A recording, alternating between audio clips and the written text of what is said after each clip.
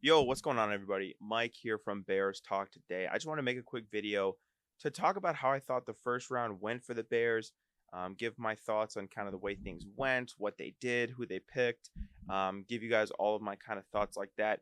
Before I do that, though, I just wanted to say me and Justin are going to be going live on Monday, recapping the entire draft live in studio. So make sure you guys don't miss that. But let's get right to it. So I thought for starters, the big question for the Bears was, are they going to land Ashton Genty? That was everybody's favorite. That was everybody and their mom's favorite.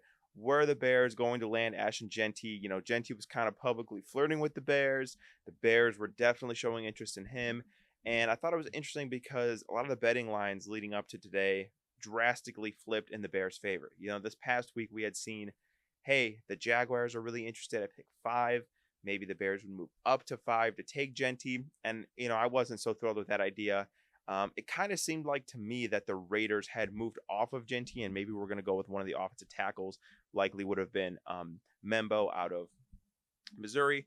But, I thought when, the draft started, I thought the Bears maybe had a deal in place or maybe we're going to actively negotiate with Jacksonville to move up to 5 and give away one of those 2 second-round picks that the Bears had. Well, it turns out the Jaguars themselves moved up. They moved up to pick 2 to take Travis Hunter. I think it was the biggest surprise of the draft so far, or at least the first big surprise of the draft. So that kind of eliminated that possibility. So as the board's kind of unfolding, you kind of just needed Genty to get past the Raiders for the Bears to take him, and he didn't. And Genty went number 6 to the Raiders. I could talk about that move from the Raiders' perspective, but I just don't agree with that. Unfortunately, I think they have too many other needs on their team. But regardless, this is the Bears channel.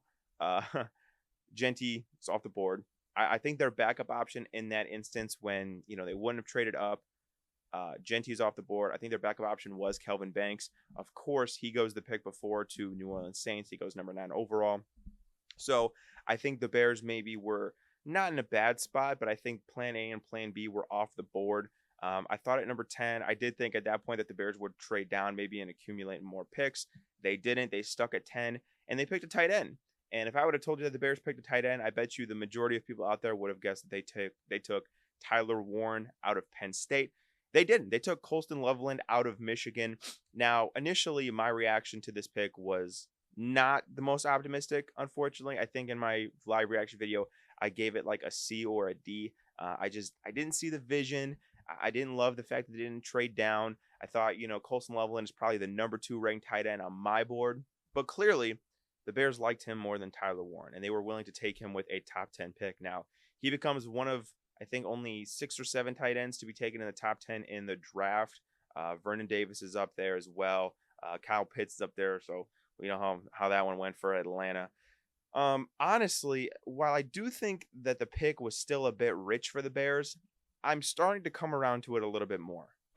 Partially, that's just what happens when you take a player in the first round. You dilute yourself into always believing that it's going to work out and this player is always going to reach his ceiling and he fits perfectly into your offense. So I'm a victim of the moment a little bit, I won't lie. But at the same time, just thinking about Ben Johnson and what he was able to do in Detroit with Sam Laporta, he ran a lot of multiple tight end sets, right? And I think that that's something the Bears are going to now do with Cole Kmet and Colston Loveland. Colston Loveland, I think, is the best route running tight end in this draft. He's the best receiving tight end in this draft, just in terms of like his yak ability, his hands.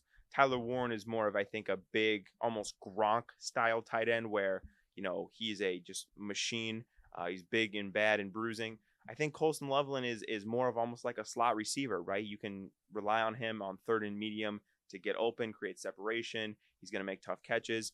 And again, I think the most important variable in this equation is Ben Johnson.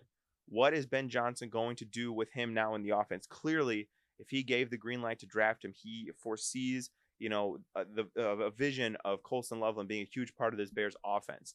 And the fact that Ben Johnson definitely wanted Colston Loveland makes me more optimistic. Because at the end of the day, Ben Johnson knows more about his offense than I do, right? As much as I think Tyler Warren might have been a better fit before the pick, clearly he thought Colston Loveland was a huge pick.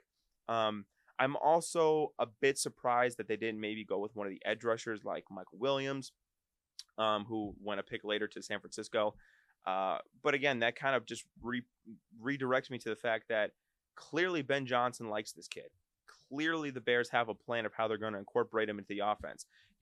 Again, I gave the example of Sam Laporta. Sam Laporta was electric for the Detroit Lions a couple of years ago. He was like the all-time. He broke the rookie receiving record in terms of receptions, I believe. Cole Kmet last year had a down year statistically, but I think that's just because the offense was poorly designed by Shane Waldron. Goodbye and good riddance, by the way. And I do think that with an actual innovative offensive mind, a guy that knows what he's doing, Colston Loveland will be able to use his ability for the Chicago Bears. And I don't think that this completely disregards Cole Kmet either. I think, again, Ben Johnson ran a lot of 2 tight end sets, 12 personnel in Detroit. I believe now that that's going to be the plan in Chicago as well. And I'm becoming more optimistic to it. I'm not going to lie, I am. And again, am I a victim of the moment? Yes. But I think after the pick happened, Bears fans were a lot more optimistic on Twitter than I had originally thought they would be. And so, again, maybe that gives me some hope that maybe I was just being a drama queen after the pick. But my grade, I'm not going to flip it entirely. I gave it like a C-, D+ when it happened. I'm going to be a little bit more optimistic. I'm going to give it like a C+ just because I'm starting to see the vision a little bit. Would I have liked them to trade down? Would I have liked them maybe to, accumulate more picks and get Colston Loveland at pick 15? I think maybe. But this wasn't a draft where you were going to get a lot of bites. I don't think to trade up and down. This isn't a very good draft. I don't know if you've heard 100 different people say that. So maybe the Bears it just didn't make sense to trade down. So I'll give it a C+. I think it's fine. It's all going to be dependent on the way he fits in Ben Johnson's offense. Now, going into day 2, the Bears have 2 of the first 10 picks in the second round. Thank you, Carolina Panthers. 100%, I expect one of those 2 second-round picks to be a running back, whether that's Trevon Henderson, whether that's Quinshon Jenkins, Caleb Johnson. Probably not Cam Scatterbo. I think he's probably not worth taking in the second round, but I would expect one of those guys to be the Bears pick either at 39 or pick 41. Additionally, I would expect another one of those picks to be on the defensive line. We saw a lot of pretty good defensive linemen kind of slip through the cracks in the first round. Mike Green is an early example. Nick Scroton comes to mind. Scouterton, excuse me, not Scroton. So I do expect maybe one of those guys to be available for the Bears there at 39 or 41. That would be my expectation in whatever order. They're going to take a defensive lineman and they're going to take a running back, pick 39 and 41.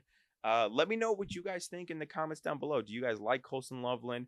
Do you guys like the direction that this offense is now going and molding it into Ben Johnson's image? Do you think the Bears are going to trade Cole Kmet? What do you think of draft night number 1?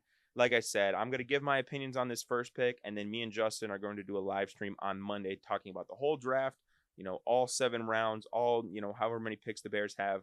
We'll do kind of a full breakdown of that, but just wanted to get my kind of initial thoughts out of the way. This is, about an hour after the draft concluding. I'm going to probably post this video the next morning, so it'll have some time to simmer, have some time to marinate, but again, initially wasn't very happy, but now that I'm thinking about it more, I am talking myself into it a little bit. And the most important thing is that if Ben Johnson likes it, then it's good by me. You know what I'm saying? So I'm going to sign off. I will see you guys on Monday. Don't forget to subscribe to Bears Talk today. We just hit 300 subscribers, so we really, really appreciate you guys.